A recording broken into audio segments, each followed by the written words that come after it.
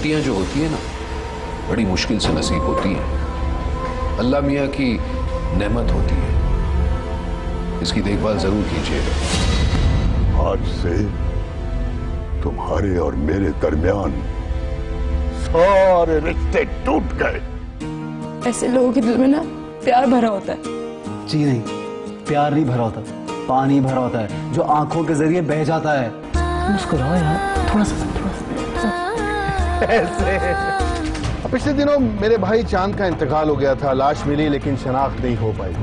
पता नहीं वो उसकी लाश थी भी कि नहीं। घर में एक बहू आ गई, एक बच्चा आ गया।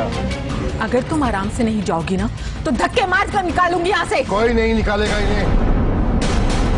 अच्छा, तो फिर क्या देखा आपने इसकी आंखों में? आंखों में जब पानी भरा हो तो आंखें साफ नजर नहीं आती।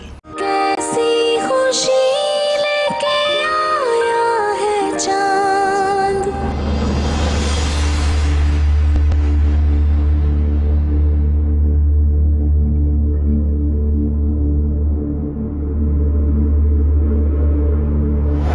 जी आमिर साहब, अब आप बताइए, आपकी साहिबजादी ने खुदकुशी करने की कोशिश क्यों की?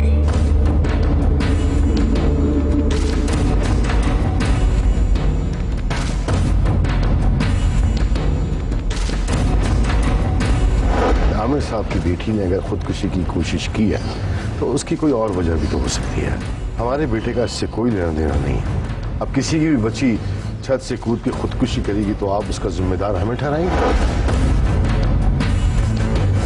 मैं अपने बेटे का तुम्हारी बेटी से रिश्ता तोड़ता हूँ। मैं अपने बेटे का तुम्हारी बेटी से रिश्ता तोड़ता हूँ।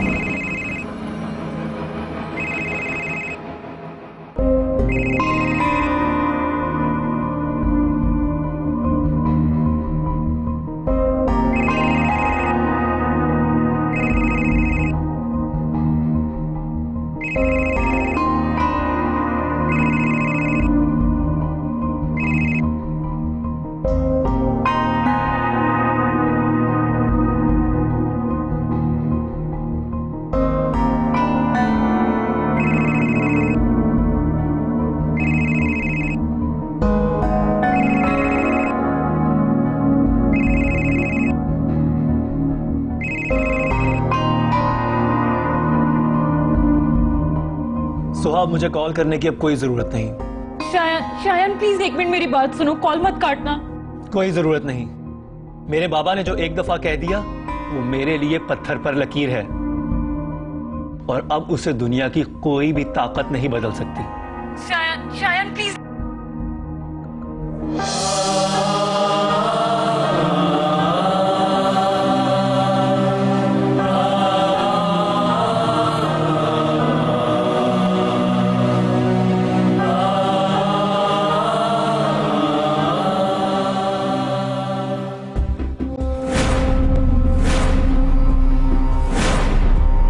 आपको नवाब साहब के मामले में कहां तक सच्चाई नजर आ रही है?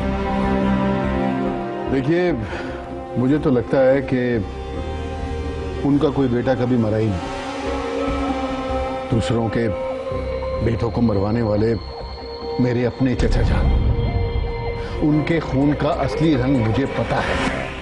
अब आप लोग खुद बताइए, जिस शख्स का बेटा मरा हो वो इस तरह से इलेक्शन कैंपेन करता नजर आएगा? कभी भी नहीं। आप लोग खुद जानते हैं वो आजकल इधर उधर नजर आ रहे हैं, घूमते फिर रहे हैं।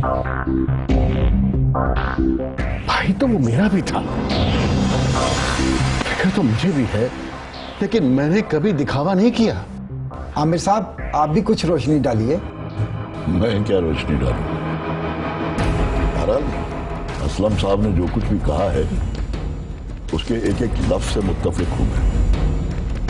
वैसे तो मेरे साथ भी कुछ अच्छा नहीं किया उन्होंने।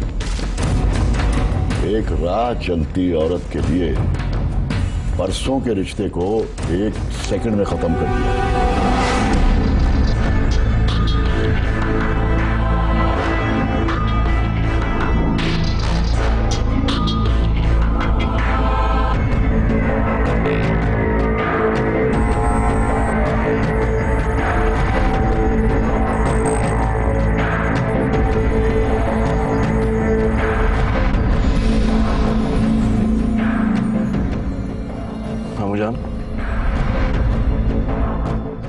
मुझे कुछ हालात बेहतर नजर नहीं आ रहा है। जो हवा आपकी तरफ आनी चाहिए थी वो तो कहीं और जा रही है। मुझे तो ये इलेक्शन हाथों से निकलता हुआ नजर आ रहा है। हर तरफ आप ही की बुराई हो रही है। अब अपनी फतह को फिलहाल भूल जाइए।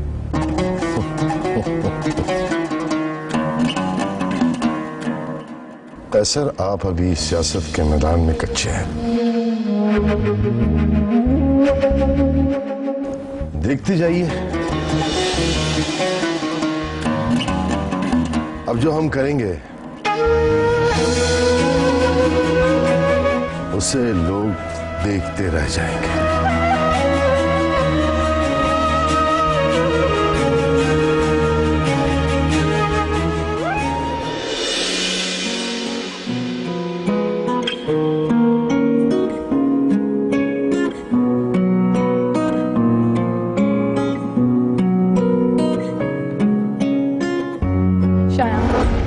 जिंदगी में अगर कभी ऐसा हो कि हम दोनों को किसी वजह से अलग होना पड़े तो? ऐसा कभी नहीं हो सकता। Just imagine. Why imagine? मेरे लिए तो ऐसा सोचना भी गुनाह है। और अगर कभी खुदा ना ख्वास्ता में अलग होना पड़ा तो वो मेरी जिंदगी का आखिरी दिन होगा। इतना यकीन है अपने आप पर? मुझे अपने प्यार पे पूरा यकीन है।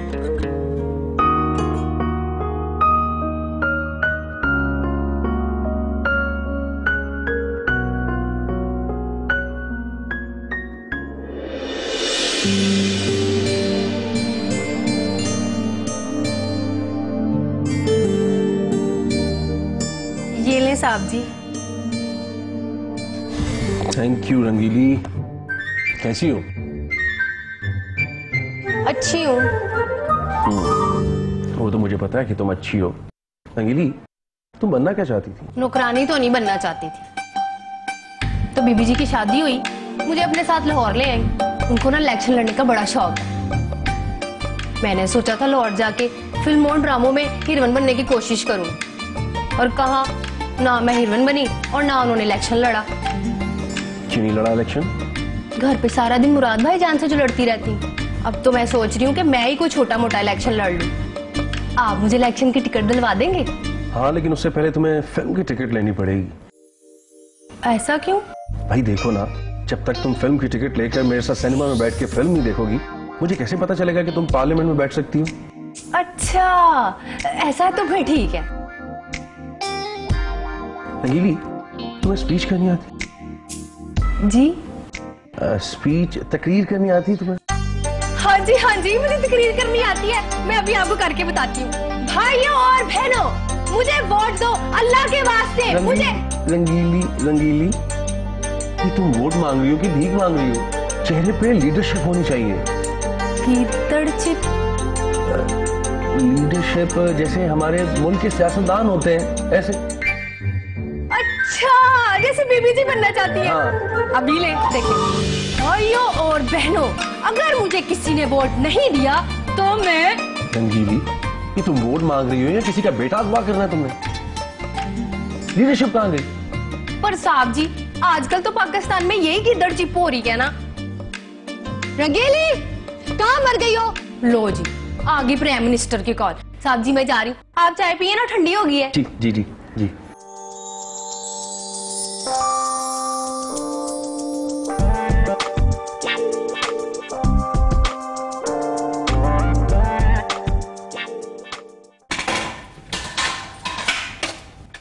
सुनो, ये नाश्ता सोहा बीबी को दे आओ, जब तक मैं फूफी जान के लिए नाश्ता बनाती हूँ। जी।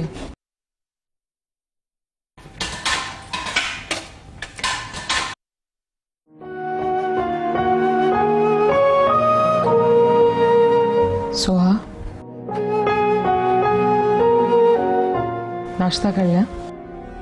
तुम यहाँ क्या कर रही हो? अभी के अभी मेरे कमरे से निकलो। जलन हो रही है ना? दर्द और तकलीफ महसूस हो रही है ना? यही दर्द और तकलीफ मैं भी महसूस कर रही हूँ। तुम्हारी वजह से हमने क्या कुछ नहीं खो दिया। जान भाईजान की होने वाली बीवी ने खुदकुशी करने की कोशिश की। मेरा होने वाला शौहर मुझे छोड़कर चला गया। आखिर किसकी जिंदगी बर्बाद करोगी तुम? दफा हो जाओ यहाँ से। मैंने कहा अभी दफा हो जाओ यहाँ से।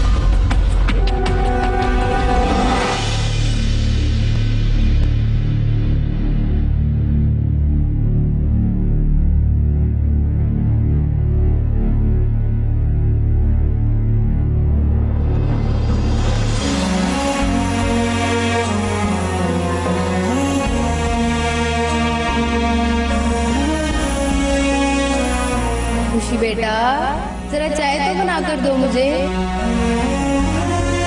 खबरदार कि मेरी बेटी को किसी ने चाय बनाने के लिए कहा।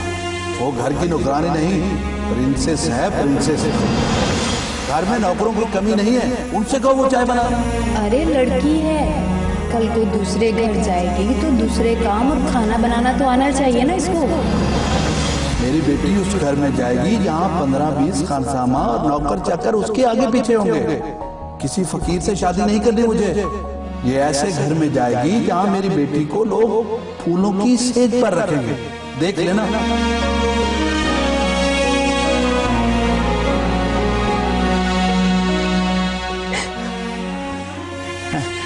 बहू, ये आप सब्जी काट दें, बाकी काम मैं कर लेता हूँ, ठीक है? हैं? ये क्या हुआ? नहीं, कुछ नहीं। अरे मेरे अल्लाह, इस घर पे तो पहले इंसान रहा करते थे, ये दरिंदगी कहाँ से आ गई? बहू, मैं दवाई लेकर आता हूँ।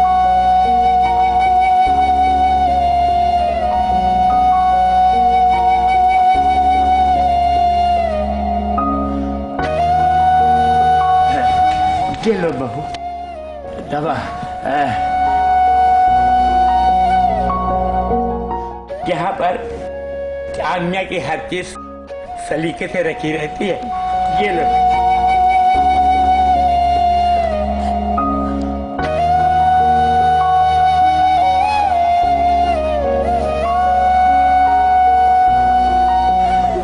या अल्लाह शिफा दे दे। अल्लाह।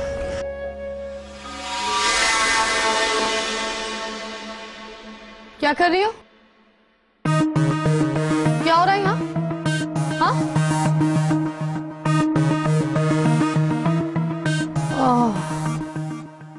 हाथ जल गया है। दवाई लगाई जा रही है। कोई बात नहीं, नौकरों के हाथ तो अक्सर जलते ही रहते हैं। अब इसमें ये नहीं है कि बैठ के सारा काम छोड़ के बस आराम फरमाओ। आप क्या करें यहाँ पे? मैं बहू से सब्जी कटवाने आया था, तड़का लगा के। दे दी ना? हाँ। अब जाए, प्लीज जाए यहाँ से, जाए जाके अपना काम कीजिए। अरे महारानी सुनो, 2 बजे से पहले किचन के सारे काम खत्म हो जाने चाहिए। सबको खाना मिल जाना चाहिए, वरना तुम्हें अच्छी तरीके से बता दूंगी कि जल जाने के बाद जलन किसे कहते हैं। उठो।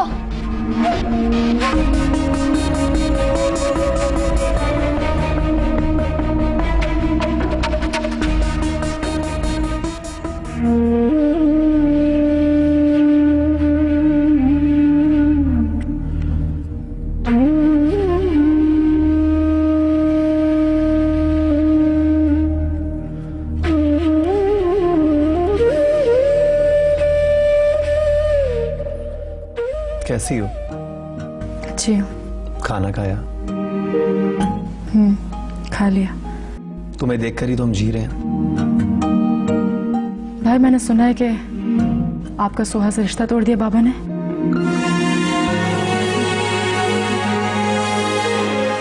हाँ, तोड़ दिया। एक बात बोलूं भाई, उसकी क्या गलती है? झूठ तो उसके अब्बू ने बोला है, लेकिन सब चीजों की सजा उसको क्यों मिल रही है? भाई ये सब गलत हो रहा है। इसमें कुछ भी गलत नहीं हो रहा।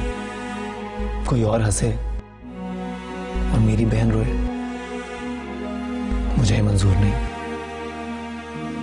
और जो हो रहा है सही हो रहा है। तुम इसमें मत पड़ो, कि क्या सही है और क्या गलत।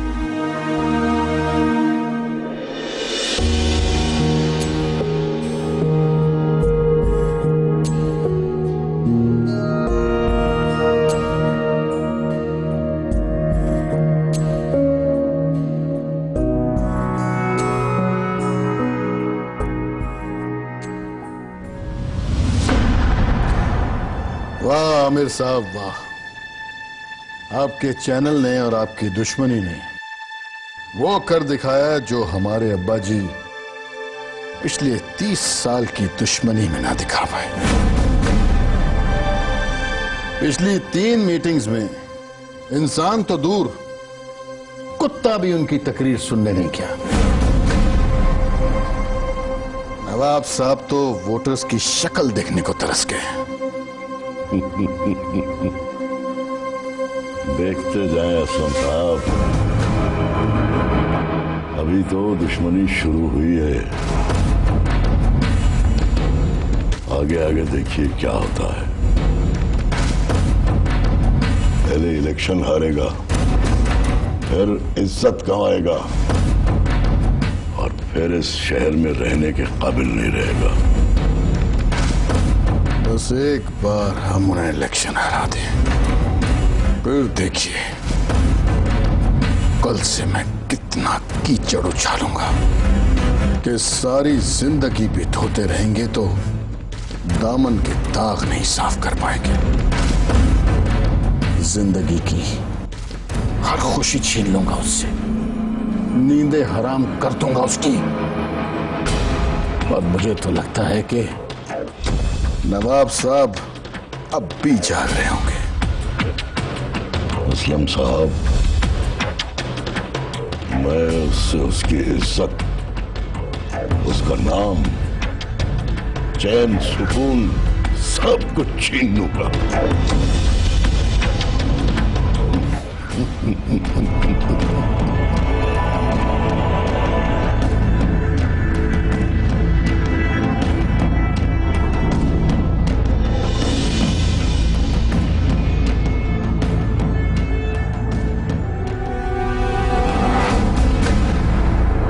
कल मुझे रैली में भीड़ चाहिए, भीड़।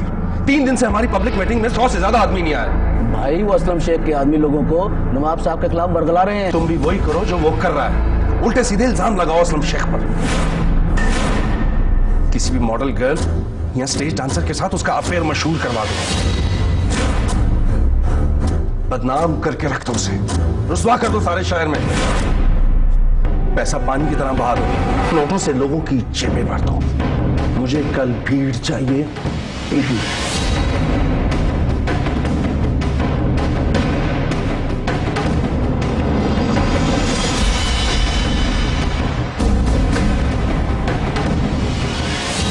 अगर उस घर से इस खुशी की वजह से खुशियां खोई हैं तो वापस भी इसी खुशी की वजह से आएंगी। कि तुम्हारे अब्बू हार ही जाए तो अच्छा है, पार्टी कम से कम दूसरे के लिए तो सोचेगी। तुम्हारे अब्बू अगर मेरी बात के बाहर नहीं तो मैं भी उनके फैसले के बाहर नहीं। लोग दोस्तों से माजरत कर लेते हैं लेकिन दुश्मनों को नजरअंदाज नहीं करते। अपने आप को मजबूत समझना बहुत अच्छी बात है, लेकिन किसी को कमजोर समझना बहुत बड़ी बेवकूफी है, और मैं बेवकूफ नहीं हूं। कैसी खुशी आया है चांद। हमारी सारी इज्जत दांव पे लग चुकी है जमीला बेगम। लोग हमारी रैली में जमा ही नहीं हो रहे। आमिर और असलम ने एक नया महाज खोल लिया है हमारे खिलाफ और ऊपर से ये चैनल वाले ये अलग इज्जत की धज्जियां उड़ा रहे हैं। तो ये सब तो होना ही था ना, और इस सब में आपकी गलती है। ना आप उस लड़की को इस घर में लेकर आते, ना ही ये सब कुछ होता। ठीक कह रही हैं आप जमीला बेगम, ये सब कुछ इसी खुशी की वजह से हुआ है। खैर, हम भी हार मारने वाले नहीं हैं। मेरा नाम भी नवाब वहीदुल्लाह है। अगर इस घर से इस खुशी की वजह से खुशियां खोई हैं तो वापस भी इसी खुशी की वजह से आएंगी।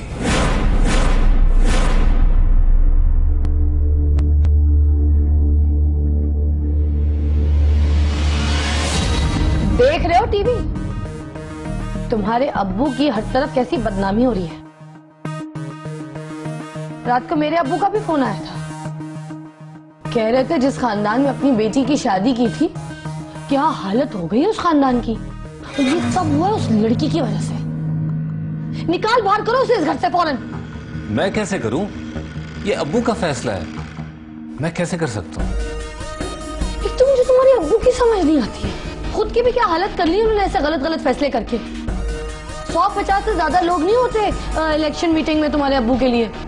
और वो असलम भाई को देखा, माशाल्लाह हजारों लोगों से भरा होता है उनका मैदान। अरे मैं तो कहती तुम्हारे अब्बू हार ही जाए तो अच्छा है, पार्टी कम से कम दूसरे के लिए तो सोचेगी। क्या मतलब? अब्बू की जगह सियासी कुर्सी पर तुम कब्जा करना चाहती हो? तुम्हारे अब्बू की तरह मैं भी नवाबों के खानदान से। अगर तुम्हारे अब्बू को तख्त और ताज पसंद है ना तो मुझे भी है। और देख लेना एक दिन इस तख्त पर मेरा ही कब्जा होगा। हाँ ठीक कह रही। अब्बू के साथ हमेशा यही प्रॉब्लम रहा है, उन्हें गैरों से नहीं अपनों से खतरा रहता है। ये सिर्फ तुम्हारे अब्बू की नहीं, ये सियासत की ही प्रॉब्लम है। वो छोड़ो, तुम्हें समझ नहीं आई, तुम सिर्फ अपनों के लिए जियो। मगर मैं तो अपने सपनों के लिए जीऊंगी।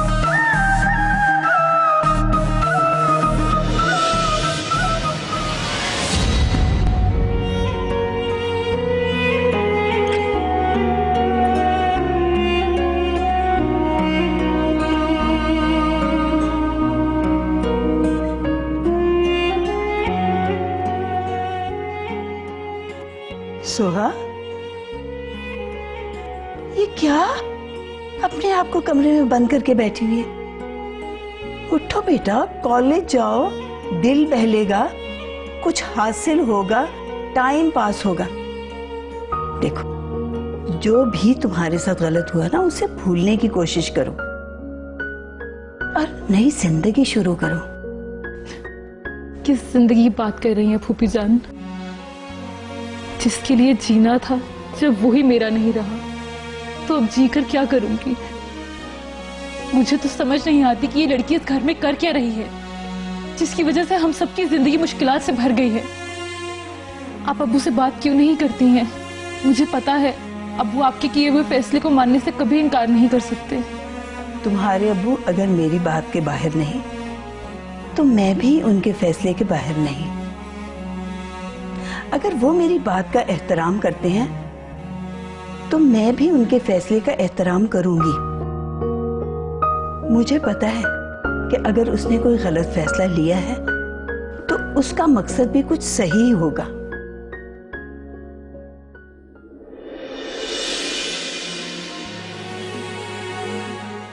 जरा जल्दी हाथ चलाओ और किचन का काम करो।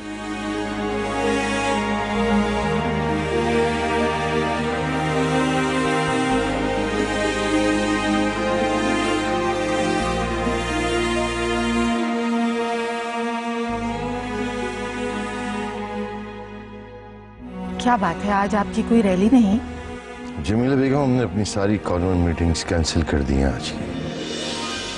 क्या करें, कोई आता ही नहीं। मैंने आज से पहले कभी आपको इतना मायूस नहीं देखा। क्या आपने शिकस्त तस्लीम कर ली है? शिकस्त हमने ना कभी तस्लीम की है और ना आइंदा करेंगे, क्योंकि हमने लड़ना नहीं छोड़ा। हाँ, लड़ने का तरीकाकार बदल दिया है। जी मैं बुझाना, आपने बुलवाया? एक काम कीजिए, एक प्रेस कॉन्फ्रेंस अरेंज करें आज शाम को। ठीक है। इलेक्ट्रॉनिक प्रिंट मीडिया का कोई बंदा गैर हाजिर नहीं होना चाहिए, चाहे चैनल बड़ा हो या छोटा, अखबार छोटा हो या बड़ा, सबको वहां मौजूद होना चाहिए। लेकिन मामू, आमिर खत्री साहब का चैनल तो नहीं आएगा? आएगा, आप बुलाएं तो सही। लोग दोस्तों से माजरत कर लेते हैं लेकिन दुश्मनों को नजरअंदाज नहीं करते। और वैसे भी उन्हें हमारी कब्र और खबर दोनों का इंतजार रहता है। वो आएंगे, वरना कम से कम अपने किसी नुमाइंदे को भेज देंगे। मामू, अगर उनके किसी सहाफी ने उल्टा सीधा सवाल कर दिया तो?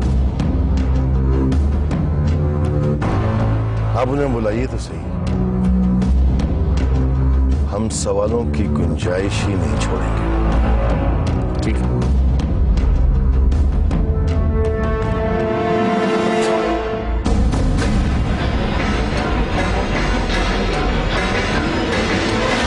शाम को प्रेस कॉन्फ्रेंस रखा दी, सारी पब्लिक मीटिंग कैंसिल करा दी। भाई करानी पड़ती ना, जब कोई आएगा नहीं तो। सर, मुझे तो लगता है कि उन्होंने हार मान ली है और अपना नाम वापस लेने के लिए ये प्रेस कॉन्फ्रेंस रखी। इमरान साहब चाचा है वो मेरा, बहुत अच्छी क्रिकेट खेलते हैं, बहुत अच्छी हॉकी खेलते हैं और सियासत के तो बहुत बड़े खिलाड़ी हैं। अब देखिए ना, एक हफ्ते से हम खेल रहे हैं, अब उनकी बारी है। चौके छक्के तो लगाएंगे, कभी भी उनको अंडर एस्टिमेट मत कीजिएगा। और सर छोड़िए, अब उनका खेल खत्म ही समझे, आपके साथ क्या खेलेंगे।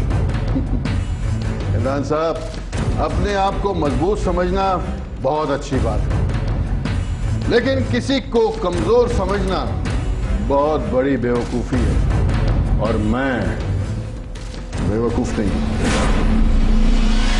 बाबा नवाब अंकल ने प्रेस कॉन्फ्रेंस रखी है, अपना नुमाइंदा भेजना है या नहीं?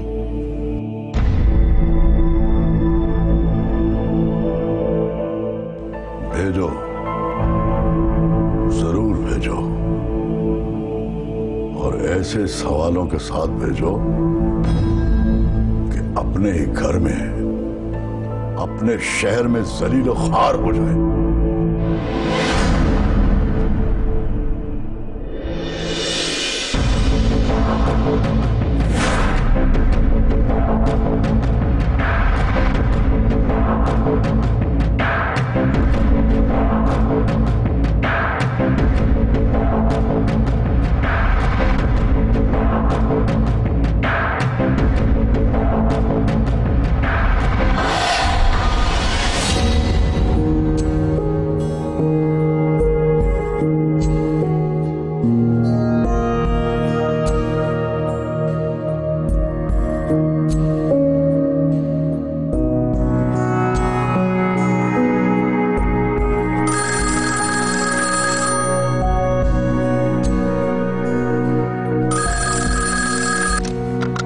अस्सलाम वालेकुम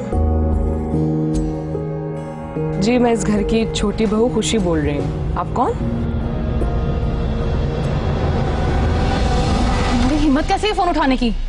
हटो यहाँ से। अस्सलाम वालेकुम। अरमान भाई, आप कैसे हैं? आप और कहाँ हैं? इतने साल हो गए, आपको कुछ पता ही नहीं। भाईजान, आपको चांद भाई का पता चला या नहीं? चांद भाई के चले गए, आप भी हमें छोड़ के चले गए। भाईजान, जब से आप इस घर को छोड़ के गए हैं, इस घर के लोगों के चेहरों से हंसी गायब हो गई है। प्लीज भाईजान वापस आ जाए, वापस आ जाए भाईजान।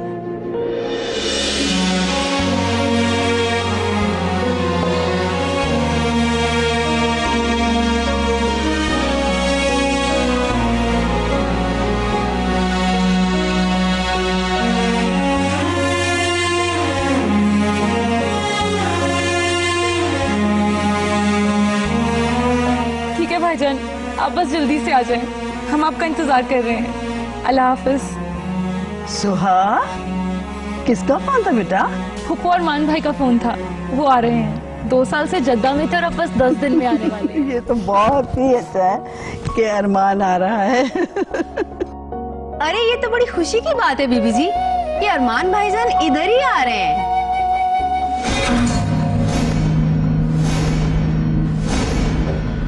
और अरमान भाईजान चांद के गहरे दोस्त थे। अगर जिंदगी में चांद ने कोई बात फुप्पो से, अम्मी जी से, अब्बू जी से कभी छुपाई होगी ना, तो वो बात यकीनन अरमान भाईजान को तो जरूर बताई होगी। ये तो बहुत अच्छा है कि अरमान आ रहा है। अब इस लड़की खुशी की असलियत पता चलेगी कि ये चांद की बेवा है भी कि नहीं।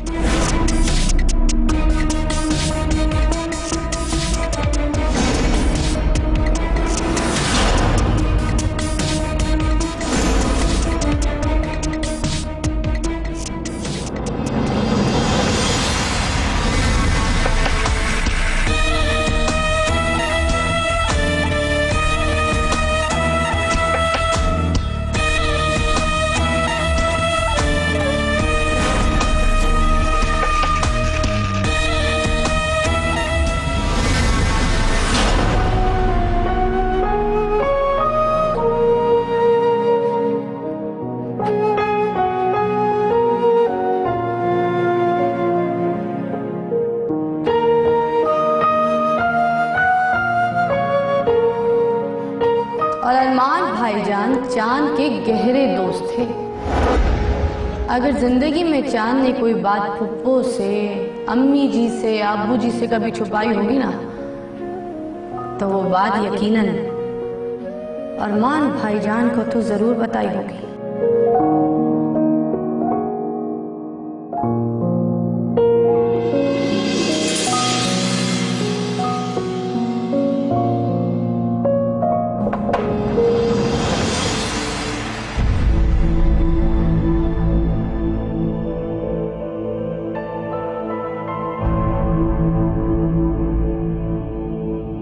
अस्सलाम वालेकुम अब्बू। वालेकुम अस्सलाम।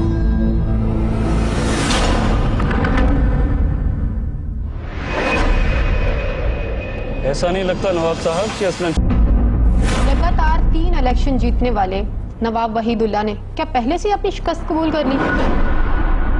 प्रेस कॉन्फ्रेंस शुरू होने में अभी 1 मिनट बाकी है। इतनी जल्दबाजी की क्या जरूरत है? सारों के सवालों के जवाबात हम जरूर देंगे।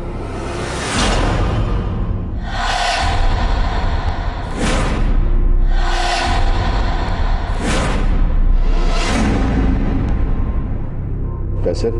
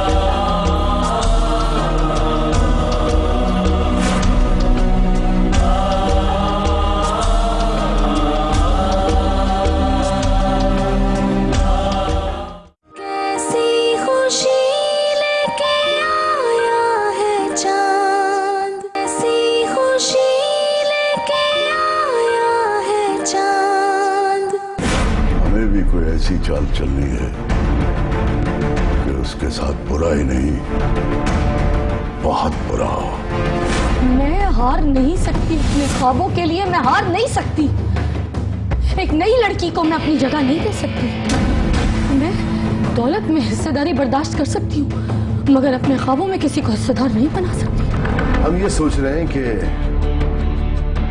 आमिर और असलम की जोड़ी अब क्या गुल खिलाएगी। मेरी बात सुने मैडम, ये इलाका कोई अच्छा इलाका नहीं है, पास में गांव हैं, बड़े डेंजरस लोग हैं वहाँ के।